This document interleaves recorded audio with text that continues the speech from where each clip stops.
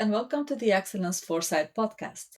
We often hear that the leaders of the future need to be futurists, humanists, tech savvy, as wise as Yoda, explorers, translators, great communicators, global citizens, and still they need to remain servant leaders to their team. So the question is, how can they achieve that? Today, I will share insights from my 24-year career and recent experiences as a leadership coach in this episode of the Excellence Foresight podcast on leadership coaching for excellence. We'll focus on practices crucial for future leaders, particularly those who strive to empower and unite their teams toward their true north. So let's dive in. I'm Nancy Nouaimeh, your host. Today, we'll discuss how modern managers can foster learning, innovation, and adaptability through coaching. First, by being coached for leadership excellence, and second, by becoming coaches themselves to lead high performing teams. In the past, successful careers began by expertise in a specific domain. Doing your job well meant doing and having the right answers. If you proved yourself, you'd climb the ladder and eventually move into management. As a manager, you directed your team, taught them, and evaluated their performance. Command and control was the norm, and the goal was to ensure employees could reproduce past successes. But not today. Rapid, constant, and disruptive change is now the norm. 21st century managers simply don't and can't have all the right answers.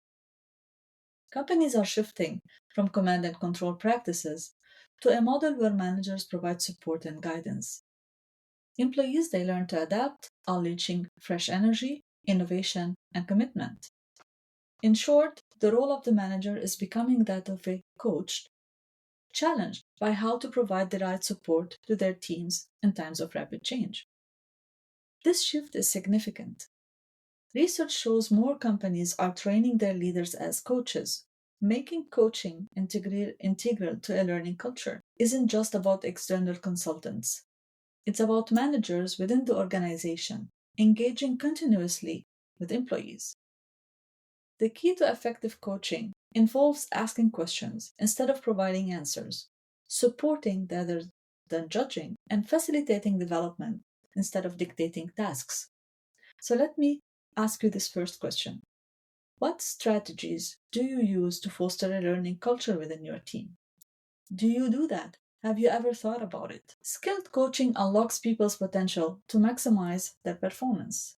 The best practitioners impart knowledge and help others discover it themselves, balancing both in different situations. Many managers resist coaching, finding it soft or uncomfortable. In Daniel Goleman's study on leadership styles, coaching was the least favorite style.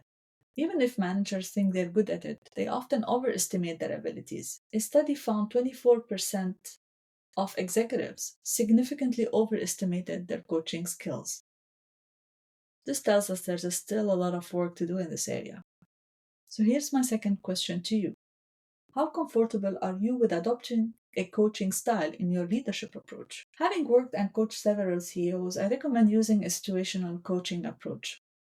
Create a balance between the directive approach, which is all about telling, and non-directive coaching, which is about listening and questioning. My professional and personal experiences have taught me that equilibrium is crucial in any situation. Understanding the context, asking the right questions, and adjusting accordingly are vital. So here is a story from one of my coaching sessions with Alex. Alex is a fictitious name in this case. So Alex was struggling with a project that's not moving forward as planned. So he came and he complained about that. So I asked him, what's the main issue? Alex's answer was, the team seems disengaged and deadlines are slipping. So I've asked him back, have you tried adjusting your approach based on the situation? Not really. How do I do that?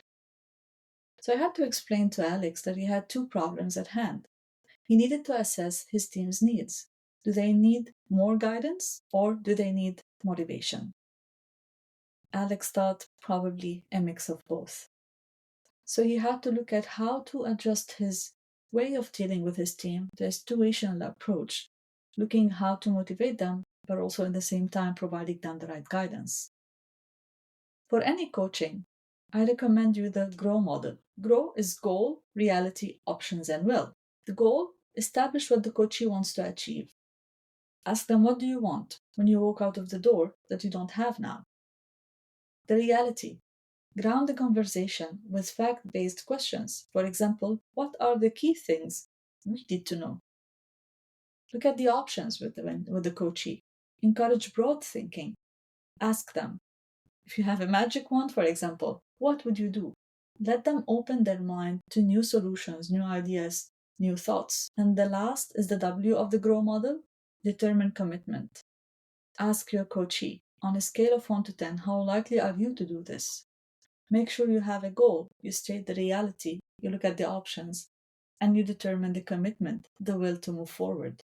That's an agreement you should have with your coachee, whether he's a team member or anybody else that you are coaching. Anyone can use GROW as a way to have constructive conversations with their team members. As I've mentioned earlier, many organizations are focusing on coaching as a key leadership skill. To achieve this, they should start by articulating the why. Connect coaching to mission-critical tasks and model the behavior. Satya Nadella did at Microsoft a great transformation in their culture.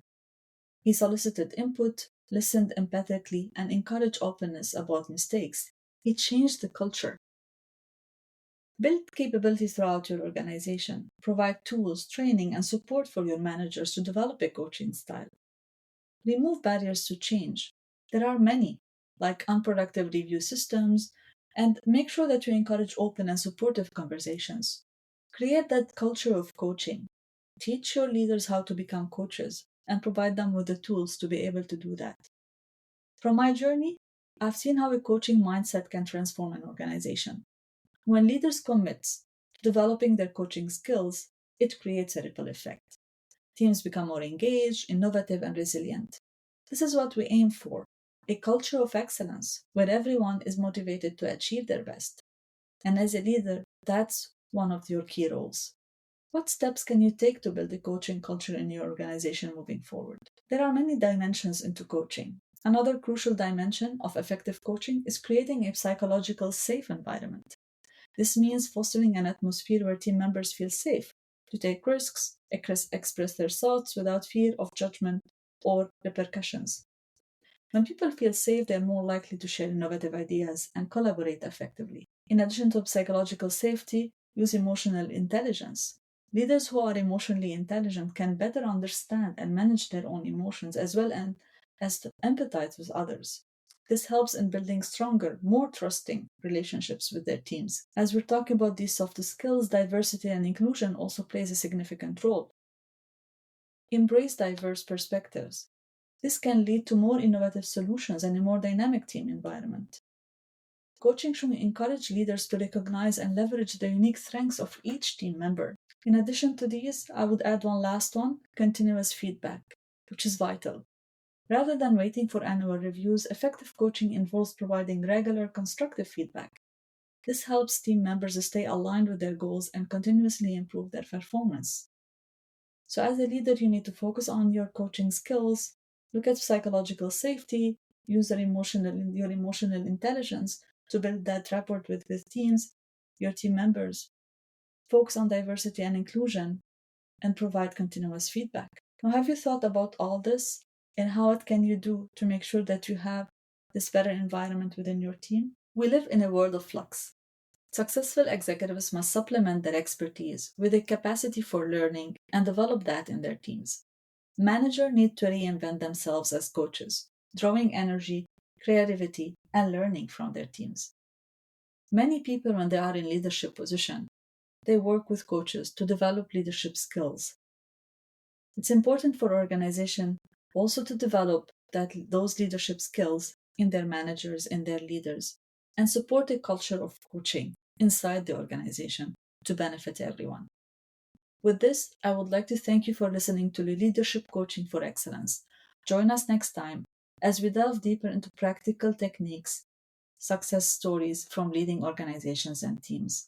Until then, keep coaching and keep excelling. I'm Nancy Nouaimeh.